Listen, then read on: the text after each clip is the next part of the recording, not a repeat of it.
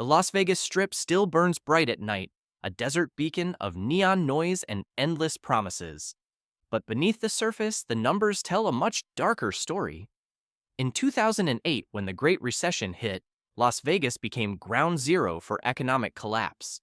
The city's unemployment rate soared to 14%. Foreclosure signs lined suburban streets, and locals lost not only their jobs, but also their homes. For years, Vegas clawed its way back, rebuilding its image as America's playground. Then came the pandemic of 2020, when visitor numbers crashed from 42 million in 2019 to barely 19 million in 2020, and more than 34% of the tourism workforce vanished overnight. Now in 2025, Vegas once again finds itself on the edge. Visitor numbers this year hover at just 19.66 million, so far below the highs of the past, while casinos boast record $4.3 billion strip revenues by catering to the ultra-rich. To outsiders, the city looks alive, but to those who know its history, the warning signs are flashing. With room rates averaging $190 a night, resort fees soaring to $44 and $20,000 layoffs in 2024, Vegas is leaning harder than ever on a fragile model, fewer tourists spending more money. The question is simple but urgent. If another recession sweeps across America, can Sin City survive, or will the lights finally go out on the Strip? Las Vegas has always been a city of extremes, built not on stability, but on cycles of boom and bust. Its very identity is tied to risk, and that gamble has shaped its economy for decades. During good times, when consumer spending is high and airline travel is affordable, the Las Vegas Strip thrives, drawing tens of millions of tourists each year. But the darker side of that dependence is how quickly the city collapses when economic conditions sour. The Great Recession of 2008 proved this painfully. As credit markets froze and unemployment climbed nationwide, Las Vegas suffered harder than almost any other U.S. city. The local unemployment rate spiked to 14%, nearly double the national average, while the Valley became infamous as the foreclosure capital of America.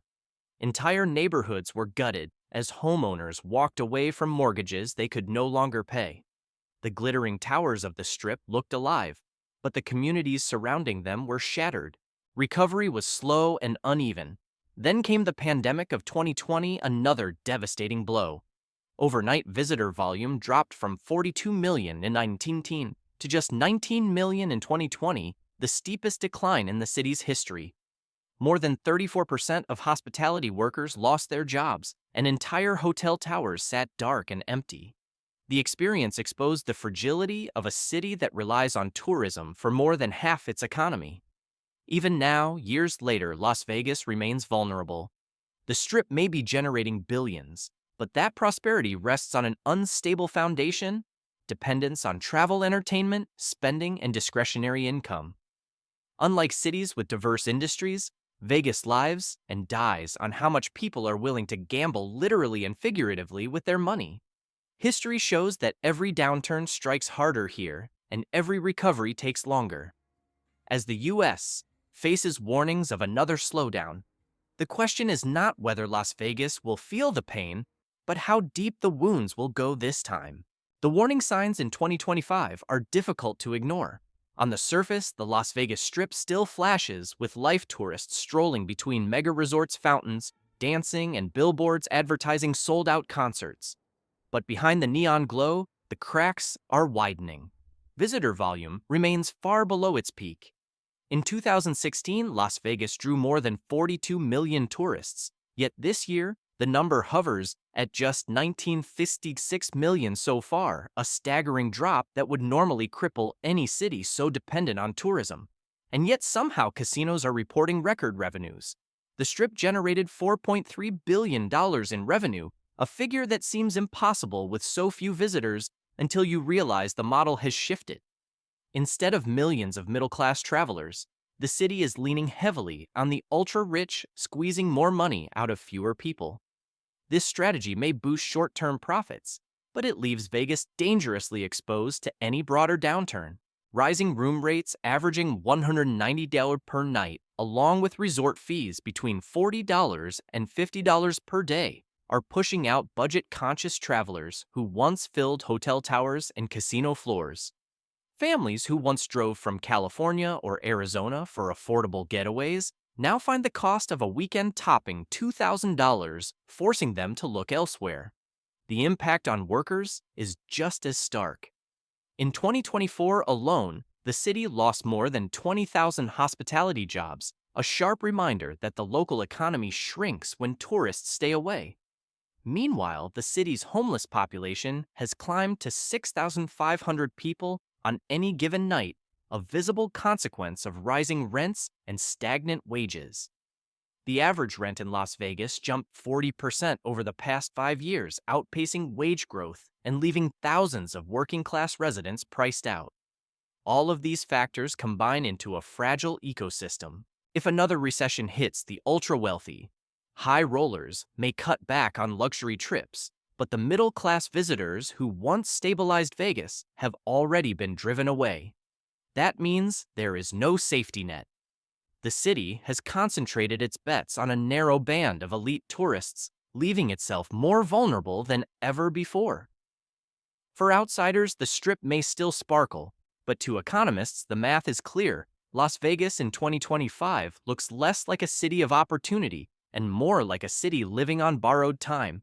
If the U.S. slips into a full-scale recession, Las Vegas will feel the shockwaves faster and harder than almost anywhere else. The first domino to fall would be tourism demand. Historically, when Americans tighten their belts, the first cuts are vacations and entertainment. During the Great Recession of 2008, visitor volume to Las Vegas plunged as families across the country canceled trips, choosing to save money or stay closer to home. A repeat of that scenario in 2025 would devastate the Strip. Already reliant on fewer wealthier guests, Vegas risks losing its most valuable customers if markets falter and high-net-worth individuals pull back on discretionary spending. Even a small decline among high rollers could slash millions from gaming revenues. Next would come the airlines and hotels. Fewer bookings mean fewer flights into Harry Reid International Airport, leading carriers to scale back routes, which in turn makes it even harder for casual tourists to justify a trip. Hotels would be forced to cut rates to fill rooms, undercutting the very pricing model that has kept profits high in recent years. That would likely trigger another wave of layoffs, hitting an already vulnerable workforce. Local businesses beyond the Strip would not be spared. Restaurants, bars, and small shops that depend on steady tourist traffic would close their doors, repeating the hollowing out effect seen during 2020 when entire streets near the Strip went dark. The housing market, always a bellwether in Las Vegas, could collapse under the pressure. Rising interest rates and a national recession could trigger another foreclosure crisis, eerily reminiscent of 2008, when Nevada led the nation in home foreclosures for 5 straight years. Renters already burdened by a 40% increase in rent over 5 years would face evictions, swelling the city's already alarming homeless population. The ripple effect would reach the government itself. Las Vegas relies heavily on gaming tax revenues to fund public services. A sharp drop in casino income would slash budgets for schools, transportation, and social programs, leaving residents even more exposed during a downturn. The city's over-reliance on one industry magnifies every shock, turning what might be a mild recession elsewhere into a full-blown crisis in southern Nevada. And unlike more diversified cities, think Los Angeles with tech and entertainment, or Houston with energy and medicine, Las Vegas has little insulation. Its economy remains tied almost entirely to tourism, gaming, and hospitality. If those fail, everything fails. That is the brutal truth. A new recession wouldn't just dim the lights on the Strip, it could send the entire city spiraling into another prolonged collapse. While Las Vegas teeters on the edge of vulnerability, global competitors are waiting to capture the tourists it loses. The clearest threat comes from Macau, which has already overtaken Vegas as the world's top gambling hub. In 2024, Macau generated more than $22 billion in gaming revenue compared to the Strip's $4.3 billion. High rollers from Asia, who once viewed Vegas as the ultimate destination, now prefer Macau, Where casinos are newer, games are more lavish, and travel is easier for Chinese elites. If a U.S. recession curbs luxury spending, Vegas won't be the only city affected, but its rivals are better positioned to absorb and diversify their customer base. Dubai is another major contender, offering ultra-luxury resorts, tax-free shopping, and global prestige. Its integrated resorts are designed to attract both billionaires and middle-class travelers, blending gambling with cultural experiences, dining, and high-end retail. When Americans or Europeans reconsider spending thousands in Vegas, many choose Dubai for a more glamorous return on investment. Then there's Singapore, home to the iconic Marina Bay Sands, which has built its reputation on efficiency, exclusivity, and integration into a broader urban experience. Unlike Las Vegas, which increasingly isolates visitors through hidden fees and high barriers, Singapore offers a transparent package that makes high-spending guests feel valued rather than exploited.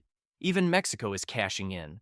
Destinations like Cancún and Los Cabos reported a 15% year-over-year increase in American visitors in 2024, largely thanks to affordable, all-inclusive packages that cost less than a single weekend on the Strip.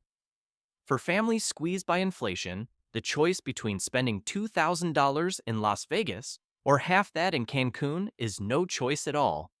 European cities such as Barcelona, Lisbon, and Prague are also benefiting, with budget airlines and package deals. European tourism has become both cheaper and richer in experience than a Vegas trip, dominated by hidden fees and inflated prices. A looming U.S. recession would only magnify this trend, pushing travelers toward destinations where their money stretches further. The global competition proves that Las Vegas is no longer untouchable. The Strip once sold itself as unique, a neon oasis, unmatched anywhere in the world. Today it faces rivals across continents who offer more value, more transparency, and in many cases more prestige. If Vegas continues down its current path, leaning on exclusivity and driving out the middle class, then every economic downturn will not just hurt, it will accelerate its decline. The question is not whether other destinations can replace Vegas, but how quickly they will do it once the next recession lands. The question now is whether Las Vegas can reinvent itself enough to withstand the next economic shock. History shows that the city has always leaned on reinvention, shifting from mob-run casinos to corporate giants, from slot parlors to mega resorts, from family-friendly marketing in the 1990s to the luxury focus of today. But the reinvention needed in 2025 is far more urgent because the stakes are higher than ever. One path forward lies in diversification. For decades, critics have warned that Vegas cannot rely so heavily on gaming and tourism. The city has made some progress by investing in professional sports, such as the NFL Raiders, the NHL Golden Knights, and hosting events like Formula One and the Super Bowl.